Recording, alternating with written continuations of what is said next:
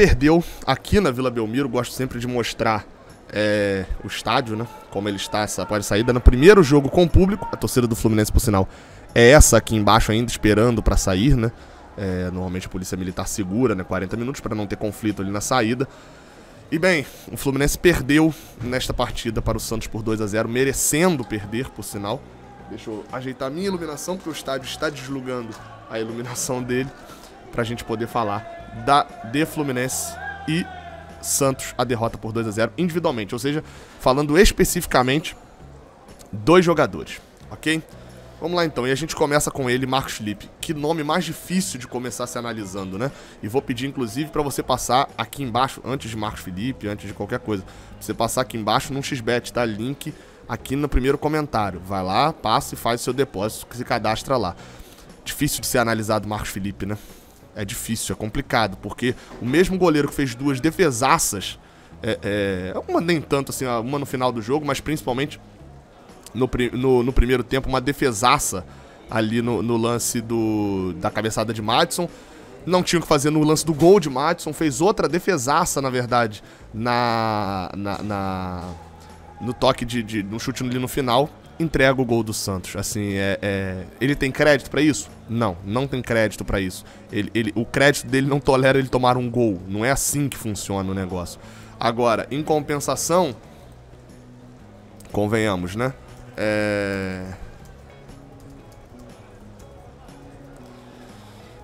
2,5, né? Não tem muito o que falar sobre Marcos Felipe, não. É isso.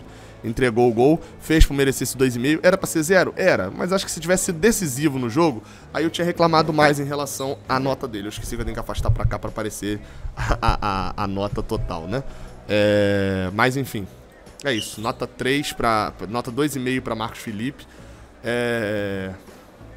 Errou, né? Errou no gol. Vamos pra lateral. Samuel Xavier e Marlon. Não achei a partida ruim de Samuel Xavier, não, tá? Achei uma partida tranquila e segura na maioria das vezes, aparecendo no ataque. Não é uma partida recheada de erros dele, né? Como a gente até se acostumou a ver. Mas sejamos sinceros também, ficou longe de ser uma partida boa mesmo dos laterais do Fluminense. Marlon falha muito no gol, não consegue fazer uma partida boa no resto da partida, tem a sua falha no gol e por isso, assim, vamos lá, pela lógica, tá? Se eu dei 2,5 para Marcos Felipe porque ele fez duas boas defesas e falhou no lance do gol. Eu dei 2,5 para ele. Eu não posso dar mais do que 2 para Marlon, que falha no gol e não tem algo de bom, né? Igual o Marcos Felipe tem na questão das defesas. Assim, esse é o critério. Já Samuel Xavier, como eu falei, nota 6. Partida tranquila, o Santos pouco atacou pelo seu lado, na verdade. O gol até sai pelo lado dele, mas aí zero culpa, né? Que é muito mais um erro de Marcos Felipe do que um erro dele que foi pego de surpresa. A zaga tem Lucas Claro e David Braz. Assim, por mais que não tenha comprometido no ataque, né? O Santos não achou muitos espaços pela zaga do Fluminense, ou eram espaços em volta, a cabeçada foi muito mais pela lateral e etc. Eu achei um jogo da dupla de zaga do Fluminense ruim com a bola no pé. O Santos pressionou e aí assim... O Santos pressionou, mas não era algo de outro mundo, não. E a zaga do Fluminense não conseguiu suportar essa pressão. Muitos erros de passe até. Acho que até um pouco fora do normal. Quando você olha aqui, tô olhando os dados do Footstat em relação a passes. Quando você olha o dado da zaga do Fluminense, foram 2 erros de Lucas Claro, com mais, David Braz? 5 erros de David Braz. O número de perdas de posse de bola era um drama ali, todo momento que os zagueiros estavam com a bola. Mas mais do que isso, os lançamentos. David Braz lançou 7 vezes errado. Lucas Claro foram menos, foram 2, mas uma forçação de barra. Óbvio que isso é mais culpa do treinamento, menos culpa deles, né? Só que o Marcão pediu pra eles e eles não conseguiram executar. Pra mim é um 4,5 duplo, achei a partida dos dois igual, muito igual, um drama com a bola no pé e de resto sem muito drama ali, sendo atacados. A partida de André e de Iago Felipe, eu vou começar pela de André, ok? Eu não achei uma boa partida de André, não. Assim, sendo muito, muito sincero, assim. É óbvio que quando eu falo não achei uma boa partida de André, vocês podem até pensar, pô, Gabriel, vai dar o quê? 3 pra ele, então? Perdeu, né? 3,5, por aí. Não. André tava recebendo nota 8 aqui direto, pô. A partida ruim de André é partida pra nota 5,5, nota 6 até agora. Foi um dos jogadores que jogou bem, enfim, que tentou ali alguma coisa, foi o disparado o jogador que mais desarmou do Fluminense, e por isso leva a nota 6 no jogo de hoje. Enfim, né? Talvez pudesse ser maior, talvez. Mas teve muitos erros, André, assim, também, né? Eu acho que foi um jogo muito errante, em que ele errou demais, assim. A bola queimou um pouco no pé dele, não foi um jogo em que ele foi tranquilo. Mas, enfim, né? Vamos embora pra gente poder falar de Iago Felipe, que se eu falei da partida de André como algo ruim, imagina a partida de Iago Felipe. Iago Felipe que só apareceu mais assim, apareceu muito mais pra mim nas disputas pelo alto. Foi um jogador que disputou muito a bola, todo o tempo estava disputando, etc. Mas e aí? Ok. E criação? Não tem. E lançamentos? Não tem. E bola enfiada? Não tem. Finalização? Tudo bem, foi dele a primeira finalização perigosa ali no segundo tempo, mas também não tem. Então assim, foi um jogador que talvez... Lembra aquilo que Roger falou sobre o Luiz Henrique? De que o Luiz Henrique precisava de um joguinho no banco e tal, pra poder se acalmar um pouco e voltar melhor jogando. No caso do Luiz Henrique, ele até ficou fora da relação. Talvez o André precise disso. Iago. Talvez Iago precise disso, precise de ir pro banco, bota Martinelli pra jogar, de repente, o jogo contra o Ceará, o jogo contra o Sport, principalmente, que a gente deve ter a bola no pé o tempo todo, deve ser um jogo parecido com esse do Santos, tirando a parte que a gente não vai estar perdendo por 1-0. Mas enfim, talvez seja um jogo ideal, porque realmente no caso de André, até agora, peraí que eu fiquei laranja aí agora, né? No caso de André, até agora, o Fluminense ainda não tchum, né? O famoso não tchum. O Fluminense ainda não conseguiu... no caso de Iago, eu tô errando o nome toda hora, né?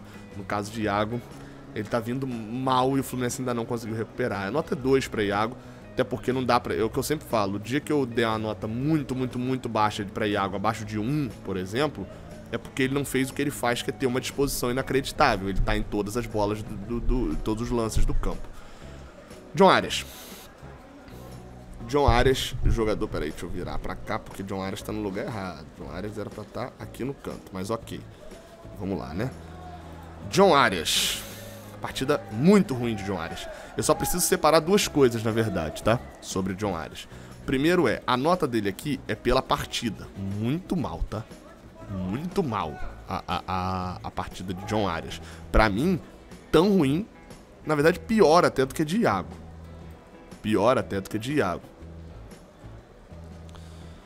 Agora,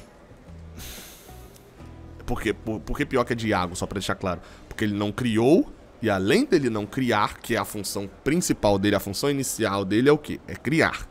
Ele não criou. Depois dessa função principal dele de criar, qual que é a outra função dele? Marcar. E ele não marcou. Tô incomodado com essa luz aqui atrás, aqui, ó. E ele não marcou muito bem, não fez como na outra partida que ele foi o líder de desarmes. Aí, agora melhorou. Agora melhorou um pouco aqui. E assim, a gente precisa de um jogador que crie. Pô, eu tava feliz com a luz apagada. Enfim, tá igual o John Arias, né? Um vagalume, só que é um vagalume que não acende. John Arias, então ok, a partida dele péssima é nota 1. Só preciso fazer um detalhe aqui, ok? Desligado no jogo em alguns momentos, enfim.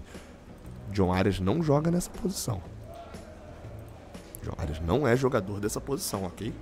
Ele joga aberto. Ele pode jogar por ali e não está rendendo jogando por ali.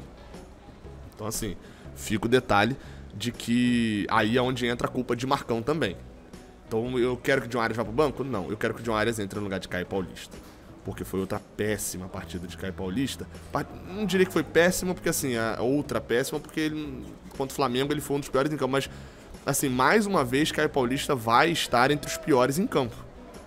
Mais uma vez. Não é normal isso acontecer. Assim, o Fluminense acabar de efetivar uma contratação, Caio Paulista, assim, mais uma vez ele tá entre os piores em campo, cara. Eu não sei mais explicar, eu não sei mais o que precisaria. Enfim, Caio Paulista, 2,5. Já Luiz Henrique, pra mim, o único que salva, né? Luiz Henrique salva, o Marcão tá chegando aqui pra coletivo. Luiz Henrique fez uma boa partida. Não o único que salva não, porque vocês vão ver que tem outro, na verdade, que salva. Mas Luiz Henrique, ótima partida, assim, gostei muito da partida de Luiz Henrique. e espero, na verdade, que ele mantenha, assim, ele não vinha tão bem, eu espero que, na verdade, ele mantenha esse desempenho. Você vai ver destaques do Fluminense, as jogadas, se for ver aí só os melhores momentos, depois de recomendo ver e tal, inclusive, você vai ver o Luiz Henrique criando boa parte das jogadas. Então, assim, achei uma boa partida dele. Em alguns momentos perde a bola, etc, mas é no arrasto dele que o Fluminense acaba conseguindo os seus resultados. Bem, e a gente chega até o ataque com o John Kennedy. Eu falei que o Luiz Henrique foi o único que se salvou, na verdade ele não foi o único, né? John Kennedy, pra mim, o melhor em campo pelo Fluminense, segurou muito. Eu até comento lá na Twitch enquanto eu tô falando ali do jogo e etc, etc, etc. Falando de John Kennedy, e eu reparei num dos lances no meio ali, do finalzinho do jogo, na verdade, eu falei, cara, John Kennedy não fez gol, não foi uma atuação de finalizações dele, nossa, como ele dominou a partida e jogou muito e deu 7 assistências, não foi nesse sentido não, mas me deu uma tranquilidade gigante de que ele segurou totalmente a zaga do Santos. Foram muitas bolas lançadas para ele, o Fluminense fez muitos lançamentos, e ele disputando normalmente. Lembrando, ele é um atacante que acabou de subir do Sub-20, que teve problemas com Covid nesse ano, ou seja, até o gás dele correu até o final, normalmente isso me deu uma tranquilidade grande também. E além disso, ainda teve o fator de disputar com zagueiros mais velhos, mais altos, que tem mais corpo e ganhar muitas bolas. Então assim, ele conseguiu produzir jogadas, estava dentro da área para finalizar, foi um centroavante, num cruzamento de Marlon ainda no primeiro tempo. Ele estava chegando para finalizar um lance muito igual ao Flamengo, o cruzamento acabou não vindo tão certo. Enfim, gostei da atuação de John Kennedy, tá? Me deu uma certa tranquilidade. E pra mim, é óbvio, é uma questão de situação, né? Você tem um centroavante mais dentro da área e menos dentro da área, mas John Kennedy já mostrou que sabe jogar dentro da área também, fazer esse jogo de posição. O que não pode ficar chutando bola pra área o tempo todo com um atacante que não vai ganhar no alto dos outros jogadores. 3 jogadores entraram aos 24 minutos, entre eles Martinelli, Iago saiu pra entrar de Martinelli, Luca e Abel Hernandes. Eu vou analisar os 3, mas sem dar nota, ok? Porque entraram pra jogar 20 minutinhos só, Marcão demorou muito a mexer. Sem dar nota, mas com análise. Martinelli entrou já no momento... Lembrando, os 3 entraram quando já tava 2-0. O Santos já tava enfiado dentro da sua própria área, só saindo em contra-ataque. Martinelli deu um ótimo passe pra Luca, é o lance chamativo dele. De resto, melhorou um pouco a saída de bola. Em relação ao Iago, ele tem um passe melhor. Mas assim também, né? É difícil fazer qualquer avaliação de nota, por isso que eu não tô dando, quando já tava 2-0. Por outra posição, quem entrou foi Luca. E entrou bem, gostei da entrada de Luca, entrou participando, subiu, ele quase fez um gol de cabeça. Na primeira jogada dele, ele acionou o John Kennedy, aliás, recebeu de John Kennedy para poder fazer a jogada por dentro, que quase resulta no gol de Abel Hernandes, que eu vou falar já já. Entrou participativo o Luca. Se você tirar o ranço de Luca, você vai ver que ele entrou bem. Assim, não foi uma partida ruim, ele entrou melhor do que Caio Paulista vinha jogando. E pra fechar, o outro que entrou foi Abel Hernandes. Esse participou mais do jogo do que normalmente participaria, entrando faltando 20 minutos, mas sejamos sinceros, também recebeu 2 bolas, três chances, na verdade, que ele teve, e as 3 ele finalizou mal. Principalmente uma que ele recebe de frente pro gol, ali logo depois de ter entrado, chuta de esquerda pra fora. Teve outra também, recebendo um ótimo passe de Luiz Henrique pra chutar de direita. Enfim, teve as chances. Não gostei muito, não. E aí, eu tô até vendo o chat aqui. Meu Deus, Luca é horrível, aquele chute que ele deu lá pra quê? Assim, é o que eu tô falando. A diferença entre entrou bem e é um bom jogador, eu quero titular, é muito grande. Muito grande. Luca não pode dar um chute daquele, que é um chute de maluco. E isolou até, a bola bateu quase na bancada superior aqui. Mas fez muito mais de Caio Paulista. Muito mais. Obviamente que o Santos, a forma como o Santos jogava naquele momento, favorecia justamente ter um ataque. O Fluminense tinha mais espaço, tinha 4 jogadores na frente, etc. Mas convenhamos, reveja o jogo. O que Luca fez em 30 minutos, Caio Paulista não fez no jogo. Não fez, infelizmente. Eu não vou dar nota pra Luca. Eu gostei da entrada dele porque melhorou o time em relação a Caio Paulista. Mas o Vitor Oliveira botou aqui, e eu vou fechar a análise com isso. Mas, infelizmente, mas é verdade, tirar o ranço é difícil.